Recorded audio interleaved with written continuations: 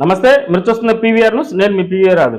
రెండుచింతలలోని railway station రోడ్లో గల చౌడేశ్వరి దేవి దేవాలయంలో ఆదివారం ఆషాఢ మాసం సందర్భంగా శాకాంబరి దేవిగా భక్తులకు దర్శనమిచ్చారు. ఆలయ అర్చకులు వేకుజాము నుంచే అమ్మవారికి ప్రత్యేక అభిషేకాలు నిర్వహించారు. అనంతరం పలు రకాల కూరగాయలతో అమ్మవారిని ఆలయ ప్రాంగణాన్ని అలంకరించారు. భక్తులు పెద్ద సంఖ్యలో పాల్గొని బోనాలు సమర్పించారు. పల్నాడు ప్రజల సమస్యలపై నిరంతరం పోరాడుతూ ప్రజల మన్ననలు పొందుతున్న పీవీఆర్ న్యూస్ తెలుగు 4వ వార్షికోత్సవం శుభాకాంక్షలు తెలియజేస్తున్న మాచర్ల చక్రధర డిగ్రీ కళాశాల ప్రిన్సిపల్ కుర్రి సాయి మార్కొండారెడ్డి.